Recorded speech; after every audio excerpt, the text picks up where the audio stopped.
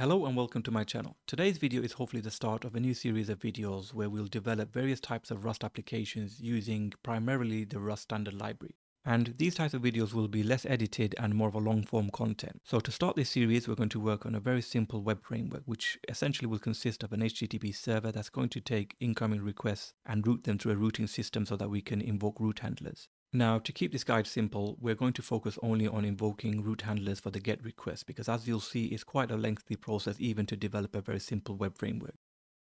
Okay, so now let's start writing some code. And the approach that I'm going to take here is to use compiler-driven development, which is quite common in statically typed languages like Rust.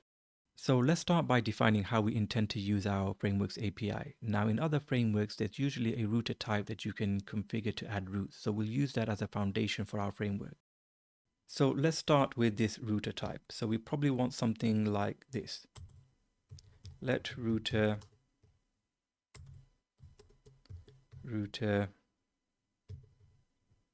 and we probably need an associated function which probably will take some arguments, but for now the arguments that I can think of is just the host name and the port number. So we'll go with the IP address 0.1 and port 8080. So now we have a router instance, and on this instance we want to be able to add routes. So we can do something like this. We could say router route, where the first argument is the route path and the second argument is a function or a closure that will be used to invoke the route. But this route doesn't indicate which HTTP method should be used to invoke the route. So instead, what I'm going to do is I'm going to change the method from route to get. And we could have a similar method for post and all the other HTTP verbs. So let's just go ahead and copy this and change this to post. So now we have a very simple API that we can use to add routes, where each route is essentially assigned to an HTTP method. So the only thing that we have to do now is call a function to start the server. So on the router instance, we can call a method such as either listen or perhaps even go with serve, which is quite common. So now we have a very basic outline of how we want to use the framework. So let's go ahead and start writing some of this code. So we'll start with the router struct, and we'll probably need to store the host name and the IP address in a struct field. So we'll say host. We also want a field for the port. So we'll say port U32 for now.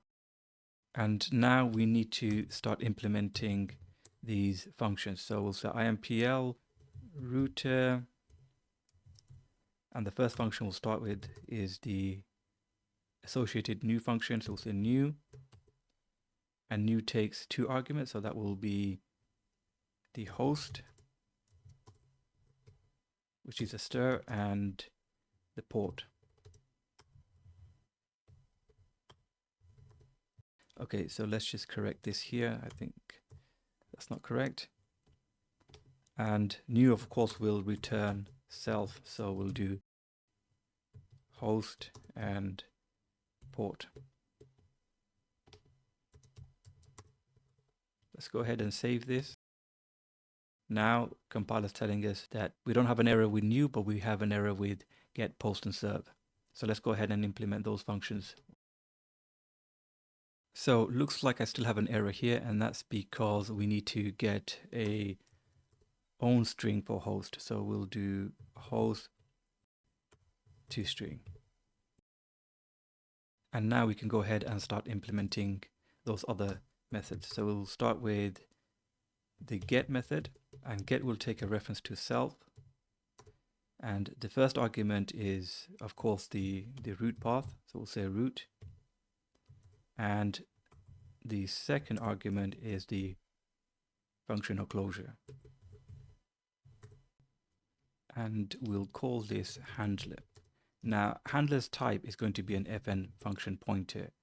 Now, normally we wouldn't use an fn function pointer like this. We would probably use trait objects, but to keep it simple, let's just go ahead with the function pointer. Okay, so now what we want to do is store each of the routes into an array. So we can use a vector for this. So, but before we do that, let's go ahead and just create a new type. called root. And so each of these roots can be stored in this type. So this type will have a method, which will be a string, a root, which will be a string, and the handler, which will be an fn function pointer type. So for each root, we can create a root, and just go ahead and fill these fields in. So we know that this function is a handler for get request, so we can just go ahead and put in get here. And then the root, and then the handler. And seems like I made a little mistake here, so let's correct that. And this is obviously an str, so we can change this to an own string. And now all we need to do is update the router struct to include a roots field. So all we have to do now is just add this root to the vector. But because we're mutating the router, we need to update self to be mut. And now we can go ahead and update the roots field. So push the root that we just created. So now this get method is complete. We can go ahead and copy the code and replicate it for each of the other request methods. But for now, I'm just going to go ahead and only implement it for the post method.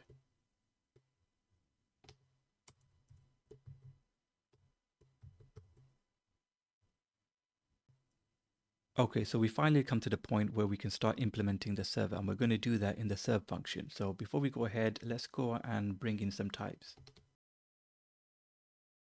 So we need the TCP listener. So let's go ahead and bring that in. Use std net TCP listener. And whilst we're here, we'll also bring in the IO prelude, because we're going to need that to be able to read and write to the stream. And now we can finally go ahead and implement the serve method. So let's go back to the router and do fn serve. And here I'm going to take self and consume it. So we're not going to take self as a reference. So let's start by creating a TCP listener. So let listener is TCP listener, and we'll bind it on the host and port number that we set in the router. I'll use a tuple for this. So this will be self host and self port, and this will return a result, so we can just unwrap it. Okay, so we have an error here. Let's take a look at the message and see what it says. Right, so this is telling us that the string U32 does not implement the 2-socket ADDR, but string U16 does. So I guess we have to go ahead and change the type for the port number. So let's go ahead and just change that very quickly. So port should be U16, and we also need to change it here.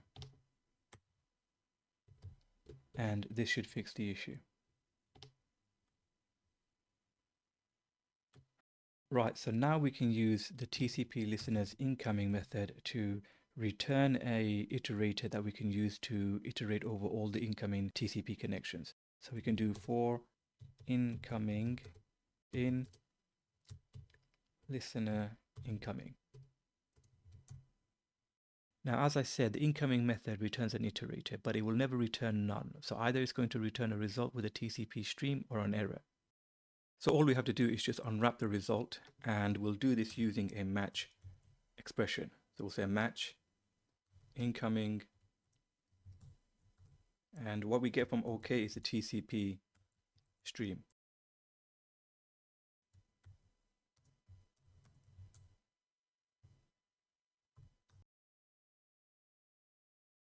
Okay, so now we need to read the request data coming in from the stream. And normally what we would do is we would read small chunks of data and process that. But in this case, what we're going to do is we're going to create a buffer that's large enough to read the request data in one read operation. And the reason for this is because in this example, all we really want to do is handle a GET request. So we're not interested in a request body if it's a post or the rest of the request data, including the headers. So let's start by creating a buffer that's large enough to read a very simple GET request. So it's a buffer, and this buffer type is going to be of U8, and the size will be at least 1 kilobyte.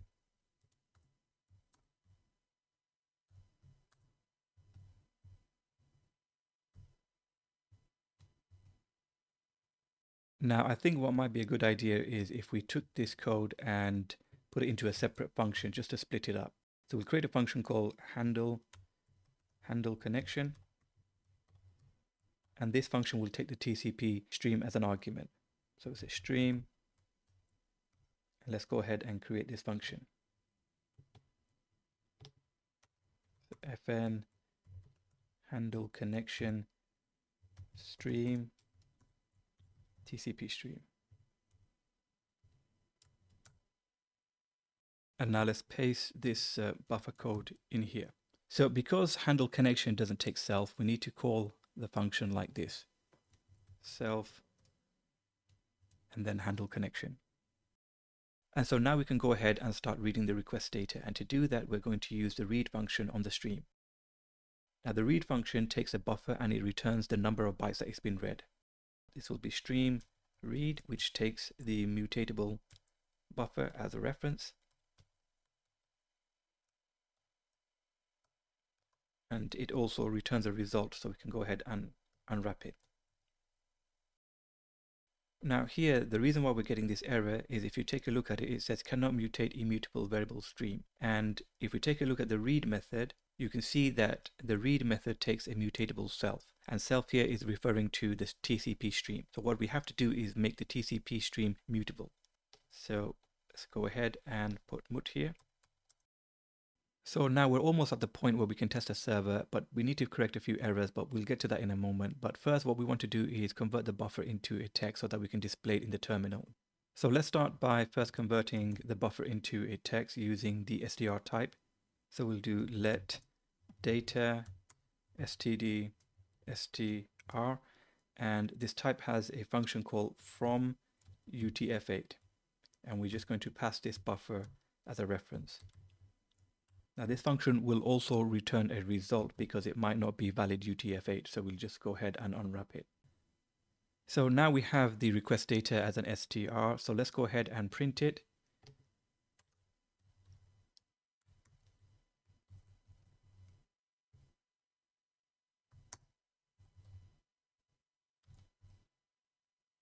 And the reason why we're printing it is because we want to see visually what the request data looks like so that we can see what part of the data we need to extract to get our framework to work. Okay, so now we're printing the request data. Let's go ahead and fix those errors and test what we have so far. So here self is missing the roots field. So let's go ahead and add the roots field with the default vector. And over here, we have the cannot borrow router as mutable, and that's because get and post functions will mutate the router, so we need to make router mutable. Okay, so now that we fixed all the errors, let's go ahead and test what we have so far. And to test this, we're going to use a REST client rather than using a browser. So first, let's go ahead and compile and run the server. And remember, when a client connects to the server is going to print out the request data in the terminal. So we'll get back to this terminal and see what the request data looks like. Okay, so let's go ahead and send a request to the server. But when we send this request, the client's going to disconnect from the server. And the reason for this is because we haven't set up the server to respond to the client. But that's okay because at the moment, all we want to do is see what the request data looks like. So let's go back to the terminal and see what's been printed. So here you can see the request data sent by the client. And the first line is known as the request line, which consists of 3 parts. The first 2 parts of the request line is what we need. So we need to get the HTTP method and the request URI. The third part is the HTTP version, which we can just ignore. Now, following on from the request line is the HTTP headers, and you'll notice that the headers as well as the request line are all placed on their own lines. So to extract the request line, all we have to do is split the request data using the new line characters. Now, this isn't an ideal solution because if it was a post request, we'll also be splitting the post data. Now, parsing request data is a complicated process, and ideally we should use a parsing library for this. But since we're developing our server without using any dependencies, let's go ahead and try and do this ourselves using some basic string manipulation. Okay, so the first thing that we're going to do is create a new type called request, and request will consist of two fields, a method to store the HTTP method and a URI field to store the request URI.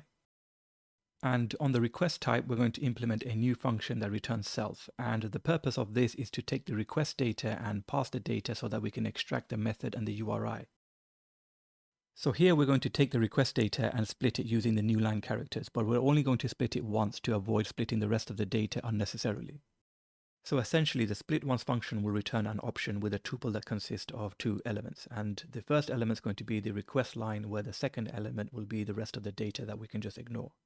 Now the rest of the data consists of HTTP headers as well as any post data. So what we'll do in a follow-up video is update this code to extract that data so that we can make the framework a little bit more usable. Okay, so now we have the request line, but we need to split it further to extract the HTTP method as well as the request URI. And so to do this, we're going to use the split whitespace function and then collect all the elements into a vector. Now at this point, we're going to assume that the segments vector will contain three elements: the HTTP method, the request URI, and the HTTP version. But it is possible for the segments vector to contain more than three elements, and that's because the request URI might contain some spaces, resulting in more elements in the vector. But assuming that we have three elements in the segments vector, we can go ahead now and return self with the HTTP method and the request URI. Now, because we're returning self from an if statement, we need to add some else blocks so that we can return a default self. So let's go ahead and add some else blocks to return a default self. And then all we need to do is just derive default on the request type. Okay, so now we have a request type that we can use to get the request method as well as the request URI. So all we have to do is iterate over the routes and then match the route against the request. So let's start by updating the handle connection function so that we can pass the vector of routes as an argument. Now notice that the routes vector is being passed as a reference to the handle connection function. So the handle connection function isn't taking ownership of the routes vector. And the reason for this is because the handle connection function is called for every client request. So therefore we can't just move the vector of routes into the handle connection function. Okay, so all we have to do now is iterate over the routes and match the route against the request. And if there's a match, then we can go ahead and invoke the route handler. So here we're creating a request instance using the request data. And then once we have that request instance, we can then iterate over the routes and then match the route against the request. And if a match occurs, then we can call the route handler and then stop iterating. Now there's a bit of an issue here in that if no routes match, then we're going to leave the client hanging. So what we need to do is add a default route, but we'll see how to do that in the next video. For now though, we're finally ready to do some testing. So let's go add a few more routes and put some code into those route handlers so that we can see what's happening. So let's add a print macro to the home handler so that when we access this route, it prints home to the terminal, and then we can copy this route and create another one. And for this route, we'll change the path to about and print about to the terminal. So let's go ahead and compile and run the server and test these routes to make sure that they work. So first up, let's do the home route. And once again, because we're not responding to the client here is going to hang up. So let's go ahead and execute this request and see what it prints in the terminal. So it has printed home, and that's great. Now let's go and check the about route to make sure that's working too.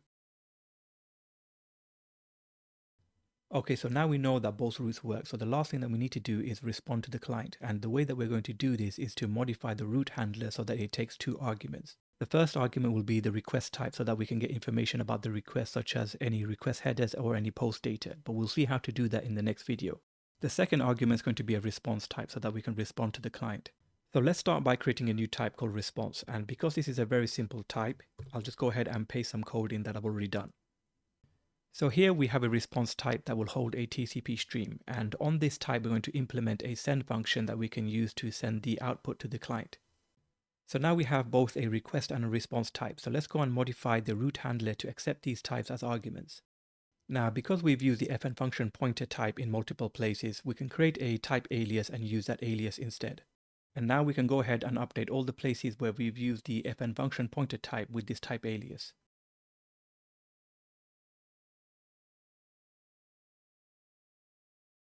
So now the route handler expects two arguments. So let's go ahead and create the response type and then pass the request and response to the route handler. So the only thing that we have to do now is to update the routes to include the request and response arguments, and then we can use the response argument to send some output back to the client.